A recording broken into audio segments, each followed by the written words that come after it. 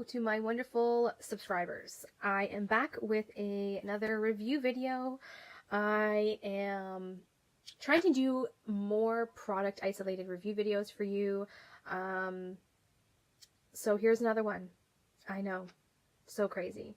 I'm very much feeling the fall-esque vibe right now because I've got my dark hair, my dark lip, and I'm wearing like a foresty green sweater.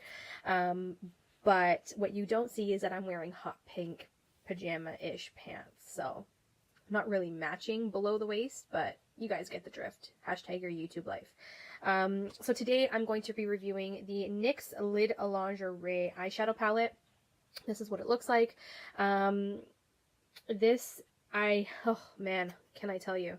So this I could not find in Canada. I had to purchase it on Ulta.com, which Ulta does now ship to Canada. So I was able to get it here in Canada via online. I saw this on a tutorial. A girl did a tutorial with this. I can't remember who it was. I tried finding the video again and I could not find it. But she did a warm look with this, just with this palette, nothing else, and it just drew me in. I think it's because I don't have a small palette like this that has like warm tones like these. That is nice to, travel with. It's small enough to travel with. So when I saw this in that video, and I still can't find it for the life of me, I just couldn't stop thinking about it. So I picked it up. It's a NYX eyeshadow palette, so it's not that, expensive. I think it ranged for about $14.99 Canadian, which is not too bad. You do get 6 eyeshadows, and each eyeshadow pan is 1.37 grams. So 1.37 grams times 6 pans. Oops. 1.37 times 6.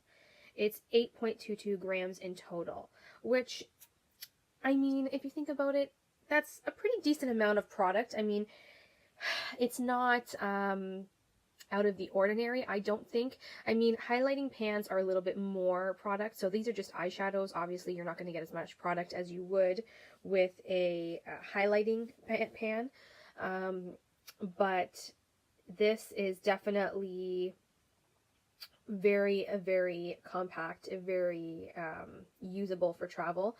Now, I have to say, the eyeshadows are not powdery, in my opinion. When I do use them, there's not that much kick up. They're very, what's the word? Pressed and packed into the pan. So when you do put your brush in there, there's not too much kick up. So these are the first 4 shades, like the 3 at the top and this shade over here.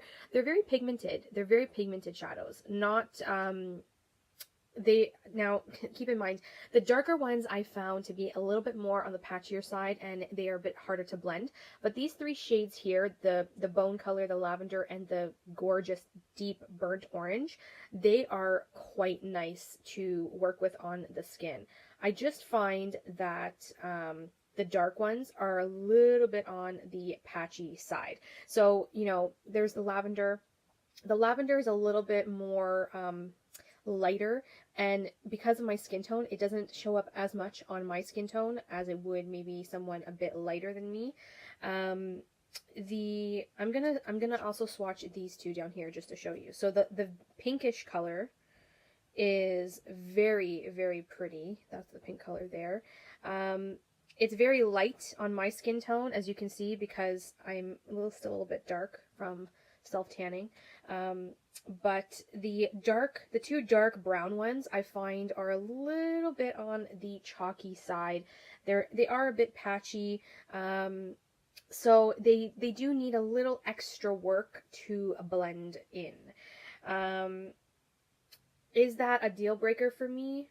Personally, I don't mind because it's such an affordable palette. I think that NYX shadows, first of all, NYX shadows are the first eyeshadows I bought as a teenager. Not even a teenager, in my early 20s. They were the first drugstore eyeshadow I picked up. And, it came in a palette of, it was called the Caribbean palette. I don't know if you guys remember. They were like, I don't know why they were even called the Caribbean palette, because the palette was like a shade of grays.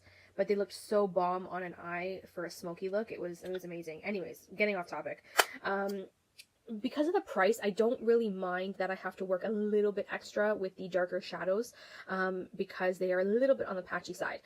As for the lighter shades and the burnt orange, I actually love these shades in here, and I find that I gravitate towards this palette every time I need something quick and easy. I'm actually wearing this palette on my eyes today.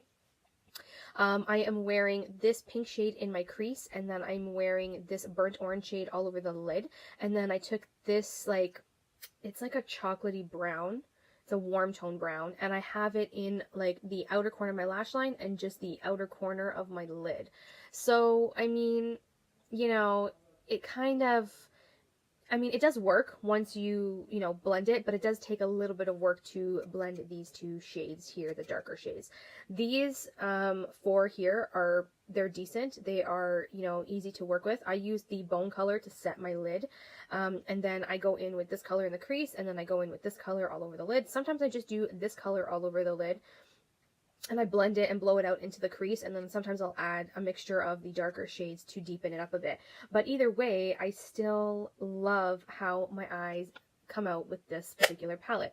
When I first look at this palette, if I didn't see it in a video being used, I would have thought to myself, this is an odd looking palette, because you have all these warm shades, and then you have this like lavender just stuck right in the middle.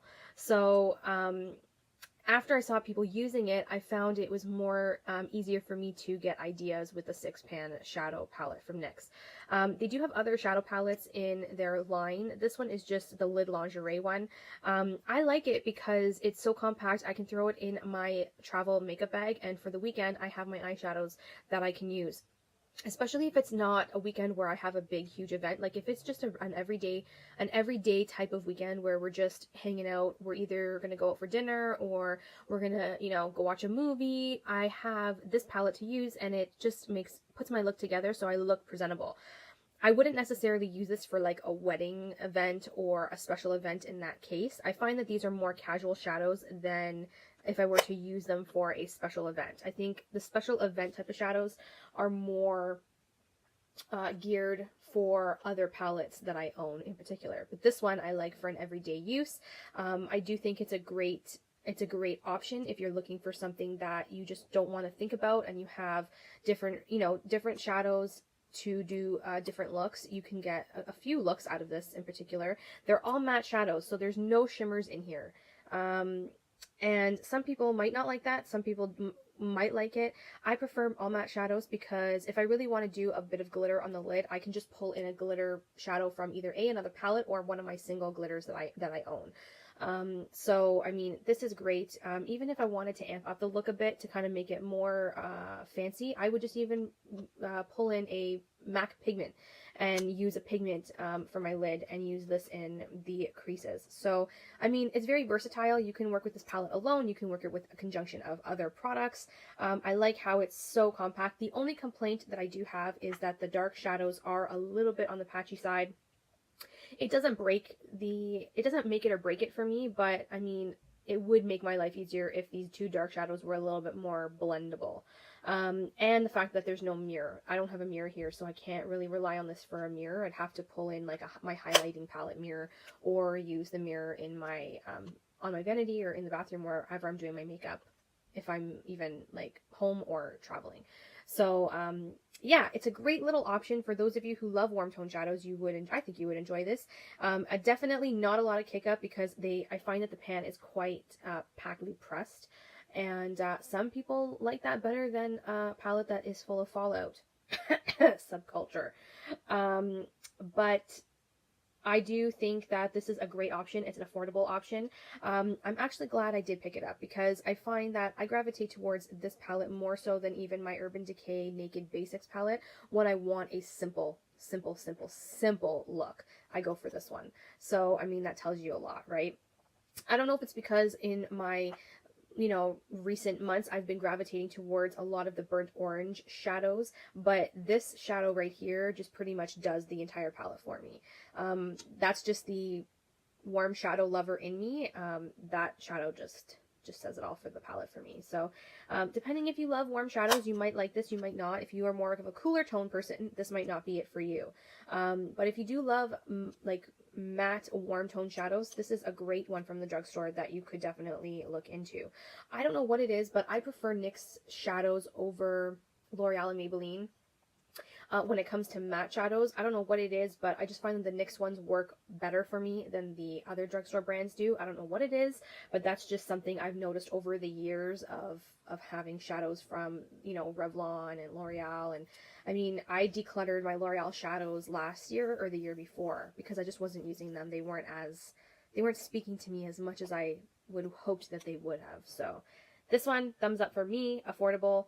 The only complaint, again, the blendability for the darker shades, but I work around it. It does the job for me, so I do enjoy this. If you guys need to look for it, or you want to look for it, I would definitely look at your local drugstores where they sell NYX products, and you can even get it on their website if you need to order online. But I mean, try your local drugstore that sells the NYX brand, because then you don't have to pay shipping and all that jazz.